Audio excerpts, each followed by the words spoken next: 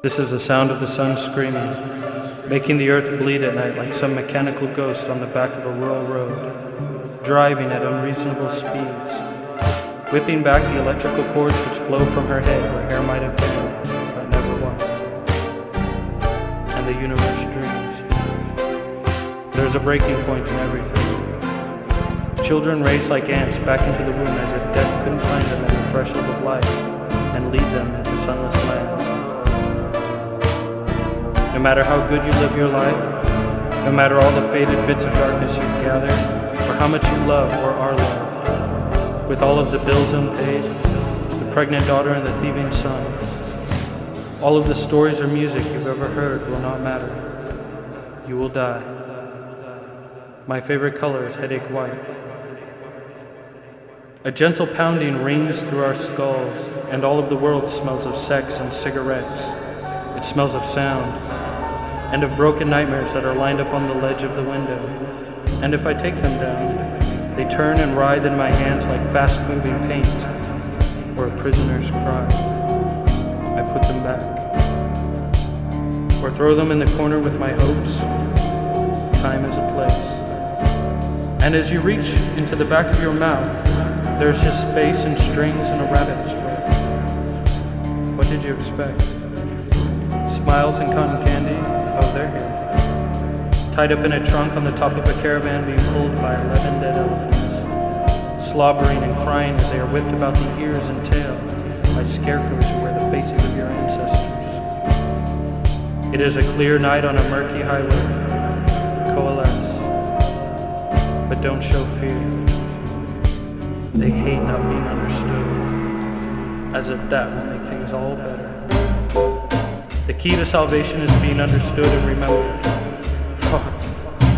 Salvation is a 9-letter word that looks terrible on the back of a jacket.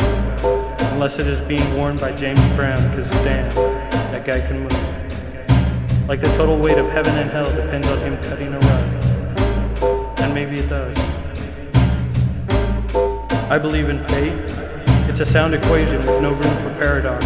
It says, if you do not believe in me, it's because that is your fate. And then all three sisters laugh and add another thread. If you ever should find yourself in that house, don't use our makeup and never ever leave the toilet seat up, because if you do, you had better watch out. It is unending, the fury of the fates. They kiss you whisper thin on the neck and ears, cool and sticky like day-old pancake flesh. They kiss you whisper thin on the neck and ears, cool and sticky like day-old pancake flesh. Silky is the face of the ancients, yellowed and brittle at the edges, yes, but pallid and firm everywhere else like sunlight on an orchid's breast. A fragile wind on a sea of deaf eyes, the elegant equation. It comes on in the frigid limits where nothing meets, where dying widows come to weep in the lesser wastes.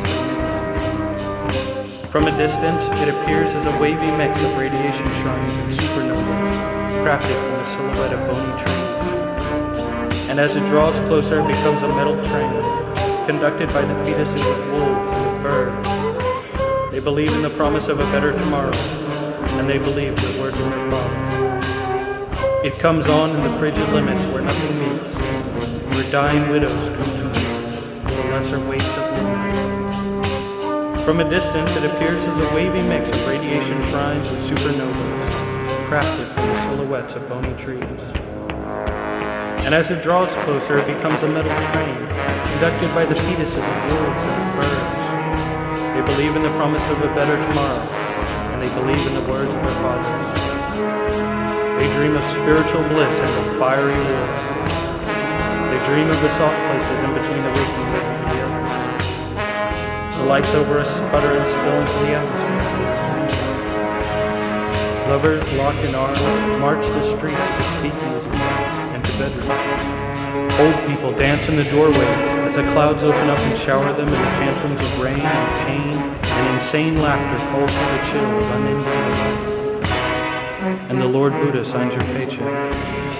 Pat your back when you vomit, shoves you out the door when you've had enough, and you, my friend, have had enough. So they help you back into your code and send you back onto the path of disjointed harmonics, lurching from concept to concept in radical purpose. The change is subtle, like an enemy's stare. It becomes a digital showcase, projected on the great grainy backs of dead giants and on parchment made from the skin of dead gods. The words written here are the efforts of 12 mad glass fish under no guidance and no restraint. They are the stories that were never written about places never visited. Scrawled here are the prophecies from the backwaters of the brain, the foggy marshes that no one holds to anymore, where light and shadow gain mass and click at you in the language of angels and in the tongue of devils. This is the sound of the sun screaming, much easier to hear now. A siren song gaining momentum by the millisecond. All of our ships are enthralling, crashing. The lyrics of the ages are carved into tiny patterns on the floor and tattooed beneath the flesh. Meanwhile, tomorrow and yesterday eclipse today. A gentle storm is being born in the force of the dam. Later it will become a king, drunk on the blood of the guilty, freshly wrung by its maiden's hand. The mood here is getting dangerous. Bewildered cries pour from the forest. Our river of tears has dried up, and everyone is left thirsty. The time has come to move on, winding our way through the dark cafe, like a November chill on a September night. Snapping at our bare heels is the beast who guards the gate at the well of the worlds.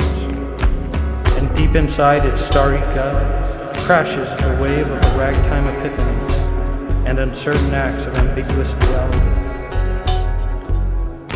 True sailing never died. Instead it burrowed into the salty crevices of our minds and spirits, brains and hearts, until sweet bloody spring, my God, the ice is